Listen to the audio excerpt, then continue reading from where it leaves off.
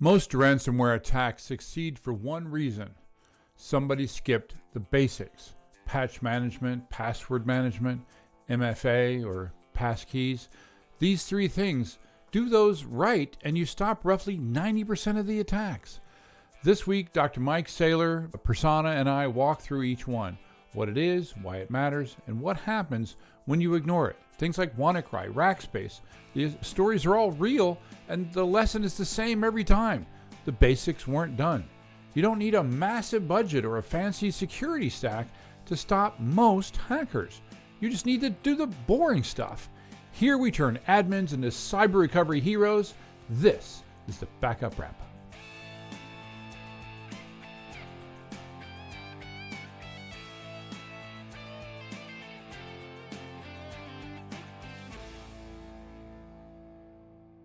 Hi folks, Dr. Mike Saylor and I have just published our new book, Learning Ransomware Response and Recovery. Most books on this subject tell you how not to get ransomware. We actually took a different approach. We start by acknowledging the odds of your organization getting hit by some kind of ransomware are virtually 100%. So instead of pretending that we can prevent all of it, we teach you how to prepare for it, respond, and recover. Ransomware is inevitable. Recovery is a choice. Check it out at stopransomware.com. Welcome to the Backup Wrap-Up. I'm your host, W. Curtis Preston, a.k.a. Mr. Backup, and I have with me a guy who apparently shaved last week, and I didn't even notice. Prasanna Malaiyandi. How's it going, Prasanna? I'm good, Curtis. Yeah, my wife was very surprised after the podcast recording when she was like, did Curtis notice? And of course, I texted you and you're like, no. Or no, I think we were talking on the phone and you're like, no, what are you talking about? Yeah, and apparently Mike didn't notice either, so I feel somewhat better. But yeah, so you've gone down to the goatee. Yep, many, many years since I've done this. I've seen a picture of you with the goatee, yeah. I think you should go back to your cut from college. That's what I think. Oh, the buzz cut. Yeah, I'd love to see you in the buzz cut again. Speaking of buzz cuts, Dr. Mike Saylor. How's it going, Mike? Going good, guys. It's going good. All right. So he, of course, is the co-author on Learning Ransomware Response and Recovery, which came out last month. Which do you have one with you now? Did you prepare this time? I did not prepare this. You're killing. I have yet. I still don't have mine, and I've yet to actually see a physical printed book, even like a video of a physical printed book with. The book is going to be the size of the thing in your background, Curtis. Dear Lord, I hope not. And you know what's funny is like on the camera, this thing looks fine, but this is like this far back from me, right? And so this thing is, I think it's 15 by 24. That thing is massive. So yeah, I surely hope not. For those who don't watch us on YouTube, we do have videos out, but Curtis was just pointing at the title page, the front cover of the new book. Cover, yeah. And available at Amazon.com. So, or you can order them directly from O'Reilly. For the record, if you order directly from O'Reilly, Mike and I make more. So there's that. All right, we're going to jump into this week. We're going to talk about the title. It's going to sound, I never know exactly what the title is going to be, but it's going to be something along the lines of stop 90% of the ransomware attacks that could possibly happen to you. That's a really long title, but it may sound like a bold claim, but I think it's pretty straightforward. And Mike, I'd like to start out this week. Before you jump to Mike, can I make a bolder claim? Bold claim. A bold claim, yes. That you can stop 100% of ransomware if you never do anything online. I think there's still some room there for infection. If they do the drop, the one that we covered in the, what do you call it? When we did the Mr. Robot, remember the drop USB stick? Oh, that's right. Tchotchke drops. Yeah. What's that? You win. We call them tchotchke drops. Tchotchke drops, yeah. So even then, but what is this not do things online thing that you're talking about? I don't know what in the world. I don't even know. It's like saying you can't get sick if you don't go outside. That's not true either. Exactly. All right, Mike, do you have a story to start us out with this week? Man, there's so many to pick from, but from the book, we talk about WannaCry, and similar to kind of what we touched on here, good hygiene can prevent a lot of stuff. And I think WannaCry is an example of bad guys identified a vulnerability that was out there. They created a payload and an attack vector to take advantage of that, realizing that there's a very large percentage of company and organizational populations that don't have a solid patch management program, or that it's pretty lax. There's a lot of organizations that say we have a patch program, but it's 2, 3, 4 months behind, or it's got to meet certain criteria, and some things never get patched. And that's what happened with WannaCry. For those of us that haven't lived the cyber world, why don't you tell us what was WannaCry? What did it make you want to cry? Is that why it was called that? And when did it happen? And I was going to There's define 200,000 200,000 people crying in unison exactly with WannaCry. I was going to say, Curtis, that because there have been so many of these attacks over the years, it's also hard to keep keep it straight in terms of like which one was which. So why don't you tell us the story of WannaCry, Mike? WannaCry was developed to take advantage of a vulnerability in SMB or a Windows service that had a patch. So Microsoft came out with a patch. So it was several months later that the malware, this attack vector, really came out. And it was all of those organizations that did not apply that critical patch. And if you were paying attention at all, you probably got an email from Microsoft saying you really need to patch this vulnerability, or you've got automatic patches turned off, which is common too, because a lot of organizations don't want to automatically apply patches to production systems and have them reboot and cause issues. But nonetheless, bad guys found a vulnerability, took advantage of it, and several months after the fact even. Yeah, like how many people were impacted? Not necessarily people, but well over 200,000 systems were infected with WannaCry. That's quite a bit. That hence your comment earlier, 200,000 people all crying out at once. Just like in, what do you call it, Star Wars. I'm assuming that was, okay, all right. But, and the thing is, this is one of many examples of hacks, of attacks that had the victims of the attack practice basic cyber hygiene, they would not have been victimized by this attack. Is that about right? Good chance they would not have been a victim, yes. The only caveat that is that WannaCry is one of those ransomware malware that was also a worm. So as it infected a machine, its worm-like behavior was what led itself to propagate in kind of an alternative method. So if you weren't vulnerable to the SMB with Microsoft, you might have been vulnerable some other way that this worm was able to compromise you. I think back to the Rackspace hack, because that was one where, again, it was a patch. There was a patch to the vulnerability in Microsoft Exchange that, again, had Rackspace simply applied that patch, they would not have been subject to this particular attack. And in this case, there was a workaround. There was a vulnerability, and then there was a workaround to the vulnerability while they were waiting on the patch. But what happened is there was an undisclosed, a 0-day additional vulnerability that if they had applied the patch to fix the first vulnerability, they would not have been subject to the 0-day exploit. But they said to themselves, this is my theory, is that they said, well, we put in the workaround, and so therefore the criticality of this patch wasn't as critical. And so they didn't put in the patch yet. And 2 weeks after this exploit came out, they were attacked. And that cost them an entire business line because they had to stop. There was lawsuits. It was very messy. So let's talk about, when we talk about cyber hygiene, do you want to just define that, Mike?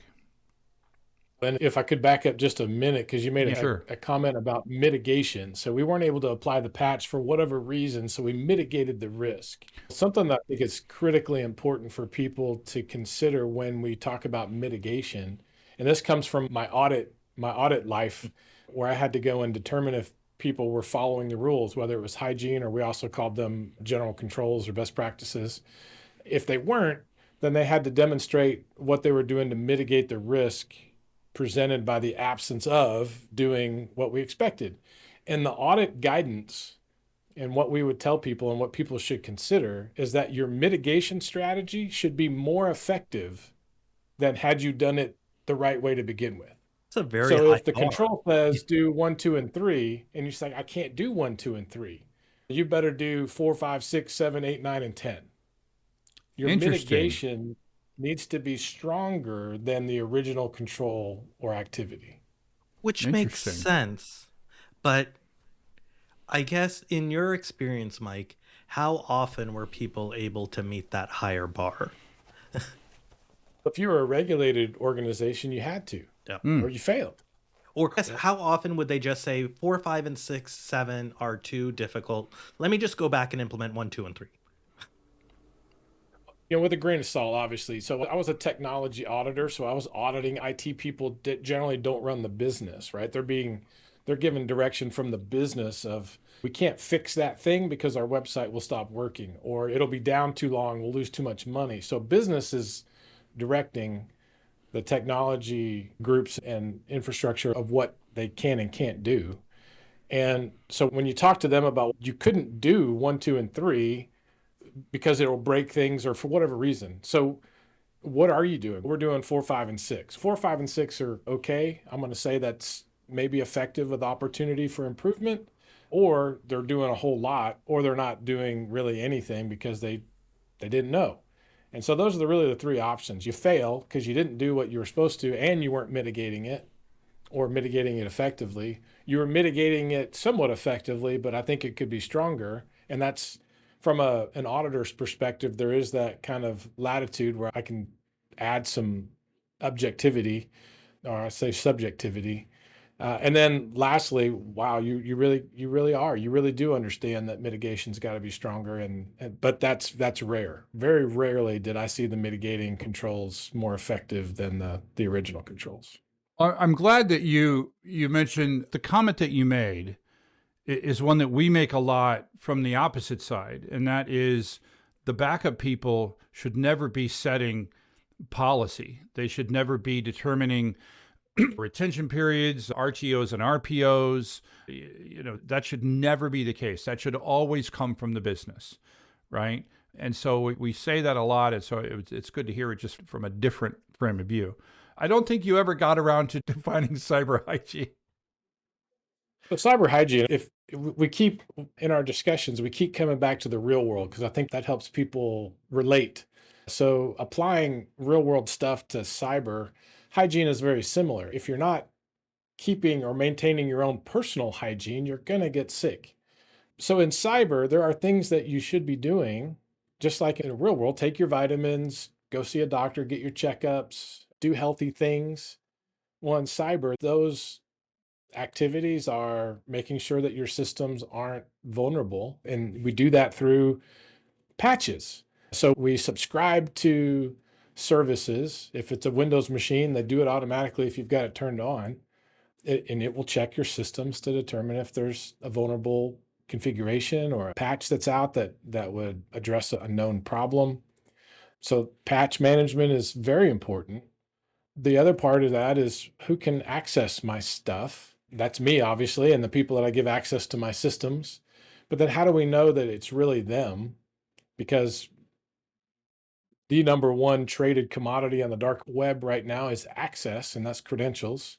So how do we, what's a good practice for making sure that, someone that I trust, that their credentials aren't out there and someone's, some bad guy's not using them. So that's where multi-factor authentication comes in.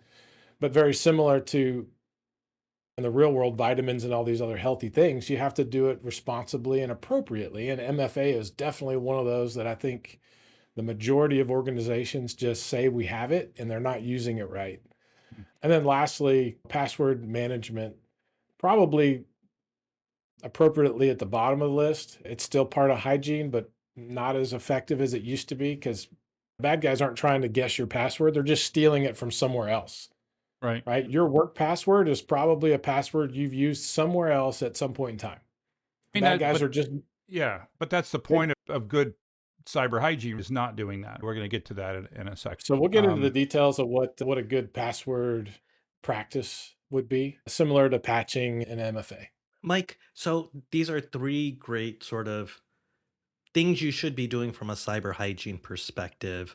But how did you come up with this list? Like, right? Or I know you and Curtis have been talking about this for a while, but like, why are these the three most important? Is it based on like scenarios you've encountered, working with customers, helping them recover from ransomware? Like, why should someone believe the sort of 90% of ransomware could be? I can jump in on that one. Yeah. It's because all of the stories that I've read over the last so many years, it was always one of these three, right? If they had just patched the system, then they wouldn't have the vulnerability. If they had just either not allowed the password to be stolen or compromised in some way, and then if they were just using MFA, then even if they had the password, then they would have been able to get in. Assuming that you didn't have MFA fatigue by the employee. Yeah, but the thing is, if they had these things, when you read back on the stories, and I would add, because we're technically talking about cyber hygiene here and not backup hygiene, but I'll add to this immutable backups, right? If we have that, if we have those four, then not only would you stop the bulk of the attacks, you would also be able to respond to the 10% that you get. Would your answer be any different there, Mike? No, yeah, very similar. So yeah, these three are the greatest common denominators of a lot of the, if not the majority of incidents that are out there. But to Curtis's point, and maybe where you were going, Prasanna, is yeah, this list could get really long. It's not just these three and the backups. It's also network segmentation and turning secure build guidelines and secure coding and perimeter protection and vendor management and anti-malware and training and all those things.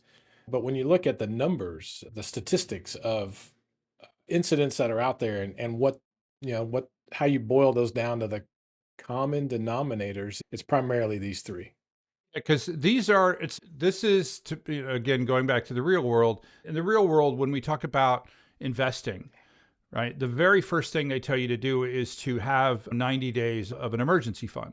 And that should be your first thing, because there's no point in talking about 401ks and Roth IRAs and all these things if you can't survive losing a paycheck for a couple of weeks, right? If you're not doing these, then just stop. In the book, we said, if you're not doing these three things, just stop reading right now and go do those three things, because it will stop 90%. The other 10%, like everything else, the other 10% is the hard part, right? It's the more expensive part. But doing password management and patch management and MFA or passkeys, which we'll talk about that a little bit more. But if we do that, then it's the low-hanging fruit that allows us to secure the environment without massive cost or anything.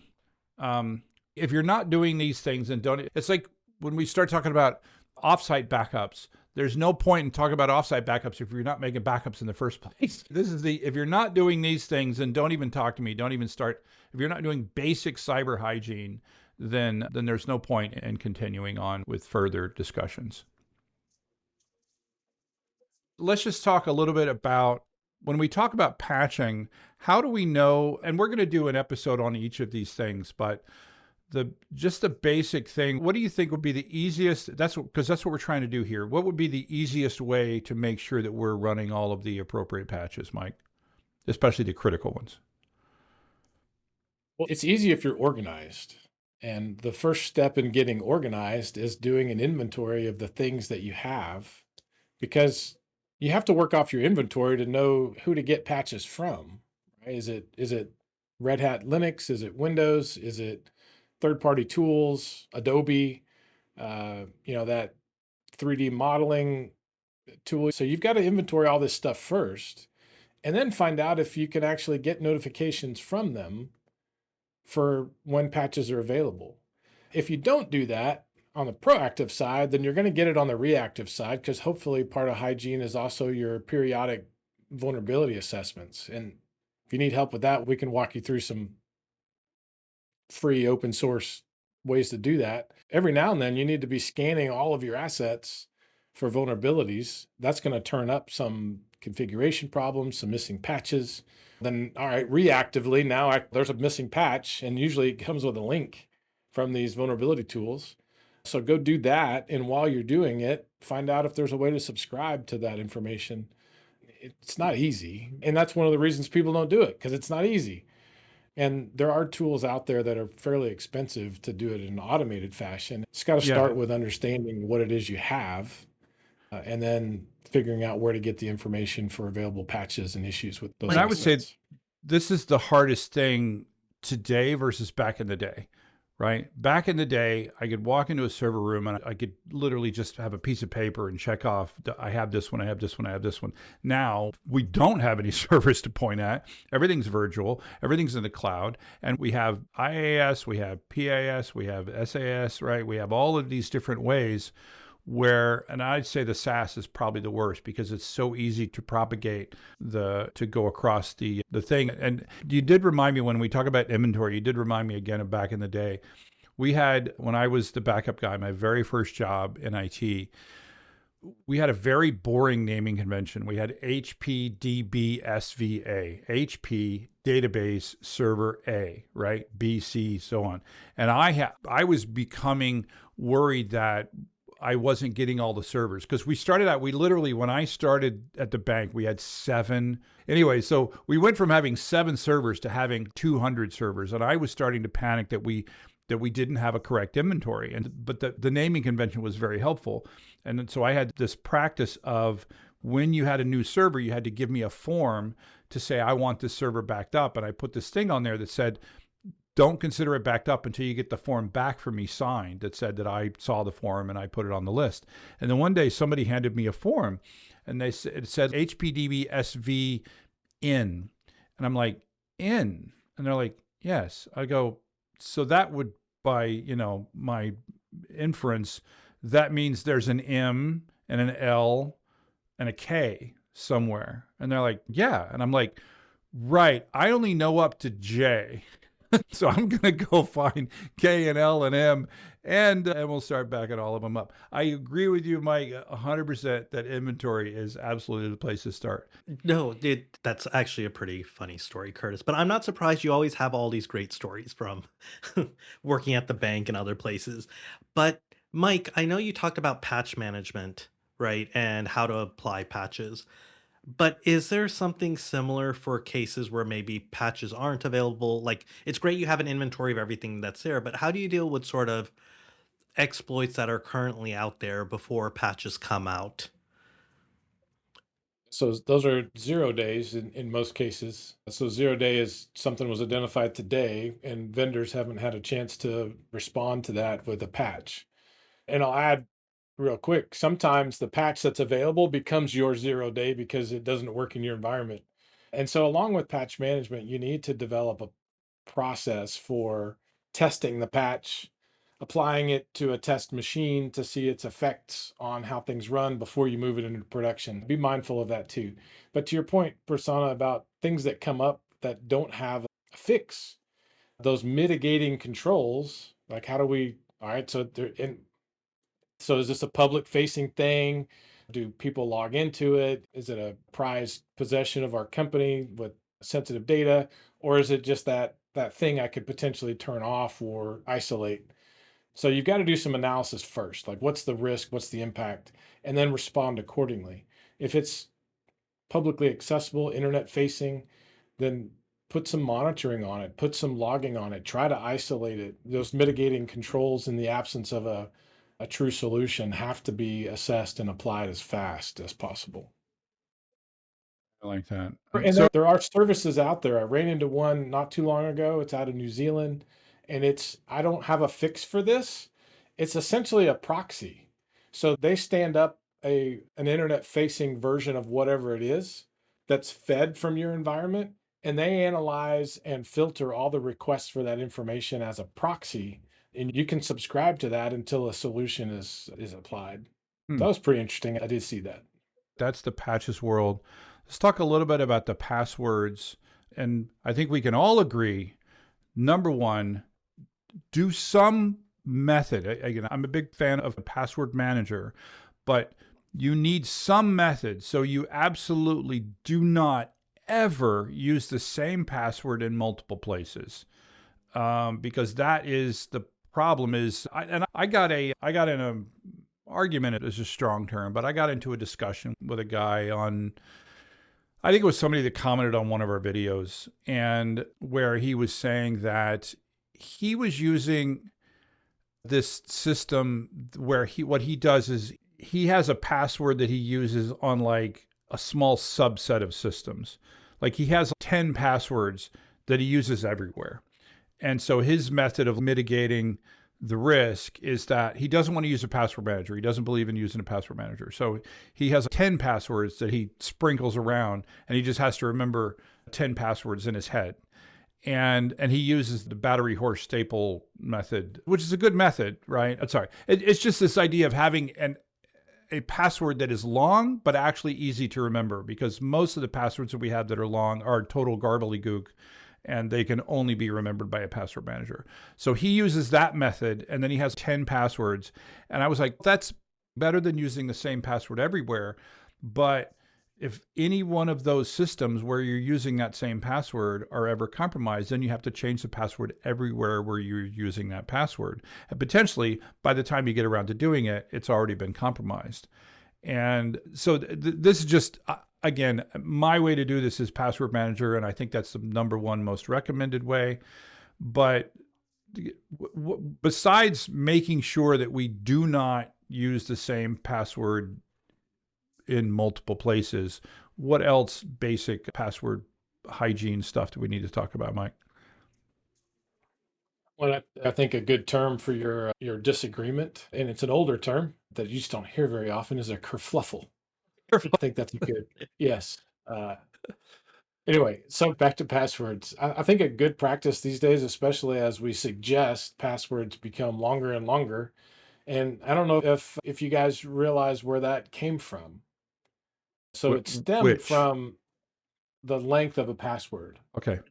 It's how long it So it takes stemmed, to compute, right? yes, when Windows or Linux, Unix encrypts a password with AES 256 or whatever it is, there's a mathematical response to how long it would take to crack a password of certain length.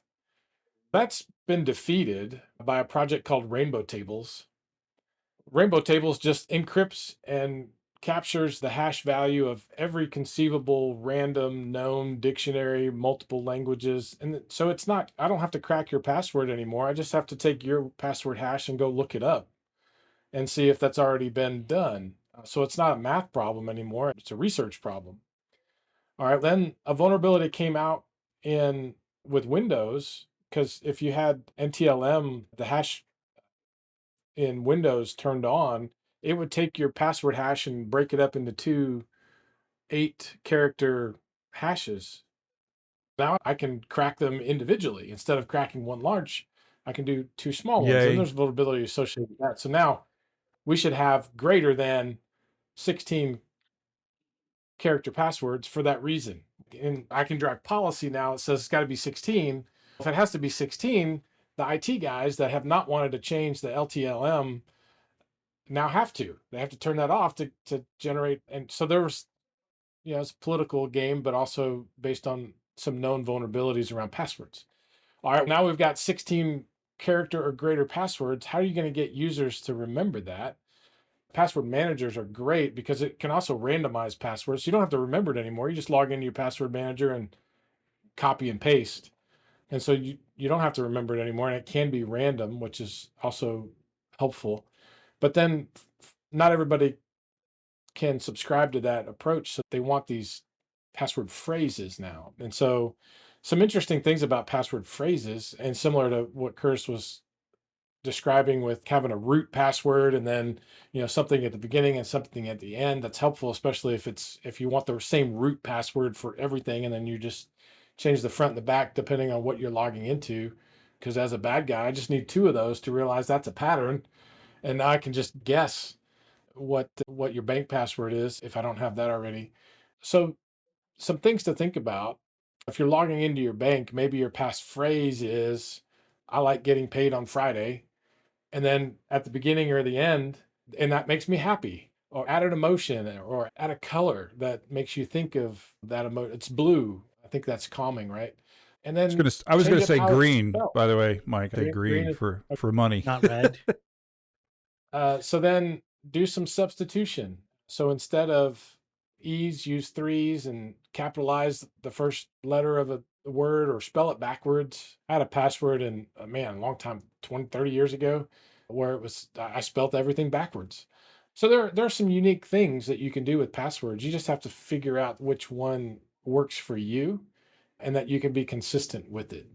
The password manager will also help you remember to, it's about time. You've been using this password for 10 years. Yeah, It's it time to will also change. tell. Basically, the idea is the overall overriding concept is to not use the same password anywhere, right? Never use the same password twice. And if you're not using some kind of system, my method is password manager, the one that you talked about, Mike, the one where you append it and prepend it with something and you have this core password. That used to be my method before I went to a password manager. And then there's these other ways to have it. But I can't. I have 500 passwords at this point, right? And so I can't imagine not having a password manager at this point. But so that's my way to do that. But the core concept is you cannot use the same password in multiple places. And why is that, Mike? We alluded to it a few minutes ago.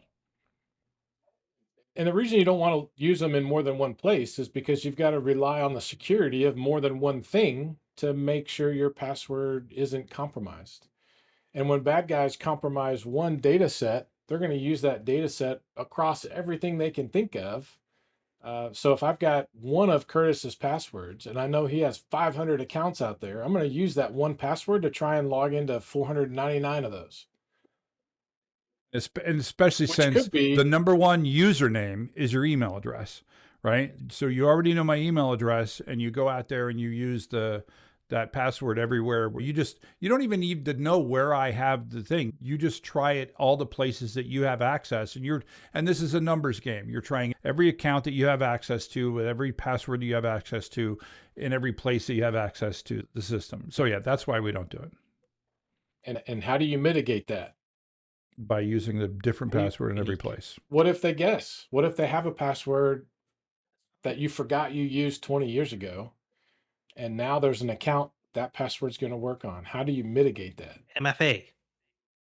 MFA. So MFA was the final thing on our trifecta of basic cyber hygiene. And I'll put MFA / passkeys, which is, it's like the next thing, because when we talk about MFA, we will mention that MFA is not perfect. Prasanna's already alluded to it. There's this thing called MFA exhaustion. There are other issues with it, but let's just start with what MFA is. Prasanna, why don't you define MFA? What is it and how does it work?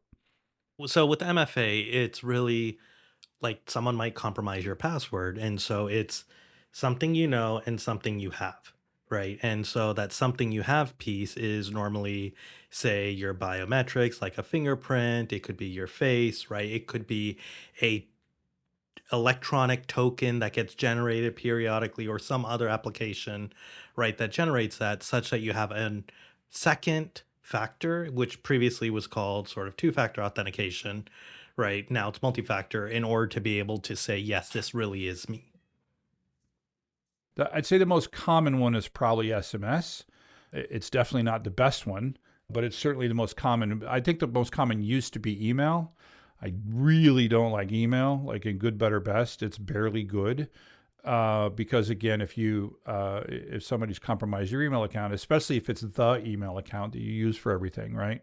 I think SMS is actually better today than it used to be, because it's harder to do SIM hacking today than it used to be, at least in certain circumstances. I think the best one that we have today that's available to pretty much everybody is an authenticator type app. You want to talk about that, Mike? Sure. And those apps are generally free and don't require any infrastructure changes. There are some, like Duo, that would require some licensing and set up on the inside of your organization.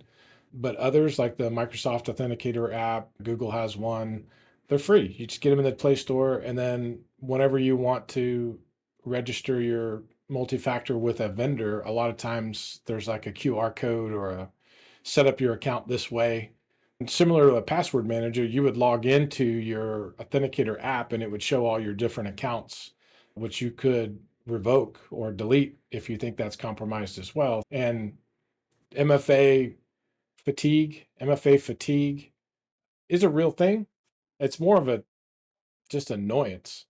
So you log into something and I've got to wait for my phone to ding now. What if you don't have cell phone coverage or data, wireless data? A lot of these authenticator apps also allow you to save backup codes, things like that. So there's any number of ways of using what works for you. The important thing is to figure out something other than email for your MFA. If the account that you're wanting to apply MFA to will support it. And Mike, I know on a previous podcast, you sort of mentioned one of the downsides with many websites, right, which have MFA, and then they sort of have the remember me next time on this thing, right? So whether it's a website like, I don't know, Amazon. LinkedIn, Oh, Amazon, right? yeah. Remember this device. You don't want to do that because your MFA token is then stored in your browser. And so now a bad guy just has to get you to a position or a situation where I can scrape that MFA token out of your browser. If I already have your credentials, the only thing I need now is your MFA token, and now I can get into your account. So good MFA has to come with good policy and good practice. Yeah. So the point of this episode here is just to, if you're not familiar with any of those three things, go get familiar. And the best way to do that is to log in next week and we'll cover each of these in detail. But the idea behind MFA is that if somebody gets a hold of your password, they won't be able to log in because they don't have that additional factor, whatever it is, whether it's SMS or an authenticator app or a token, right? We'll talk about these more. And all of those, and passwords and MFA have limitations, and those limitations are us, right? It's the human. And that's why I think Passkeys is the better option as we move forward in the future. And I've been rolling out Passkeys in many places wherever I can. I'm not sure if it's great for the average Joe because it can be confusing. Passkeys can be confusing if you don't know what you're doing. But did you ever use Iron Keys, Curtis? What's an Iron Key? So an Iron Key is a military grade USB, and in it, it's got its own TPM chip, its own encryption, its own password manager, its own MFA. And if you log into it, I think it's 20 times wrong, it self-destructs. It's got a little capacitor in it. And if you try to cut into it to get to the chips, it's also got a sensor and will self-destruct. Yeah, no, I never used that, but doesn't surprise me that you probably have. But anyway, so again, this is meant to be an overview episode. And if some of this was confusing or frustrating, or you felt like we didn't go into detail enough, then we're going to do 3 more episodes where we go into each of these in more detail. But just start looking into these 3 things. Make sure you're doing patch management, right? That some sort of automated system. And we're going to start with an inventory, right? A physical inventory, a virtual inventory, and a SaaS inventory of your entire environment to make sure that you know what it is you're supposed to be looking out after. You're going to have a good password manager, and you're going to have an MFA, or you're going to have a passkey-based system. Because without these 3 things, there's no point in looking into a EDR or an XDR system or any of the other stuff that we're talking about, because it's like looking into a Roth IRA if you don't even have a savings account. With that, any final thoughts, Mike? Doing something's better than nothing. Doing something. One of these and do something about it. Absolutely. What about you, Prasanna? No, I think the 3 makes sense, and hopefully everyone is using a password manager out there. Yeah. All right, Prasanna, thanks for being here again as well, forever. And look, see, I shaved, just so you know. Yeah, absolutely. Absolutely.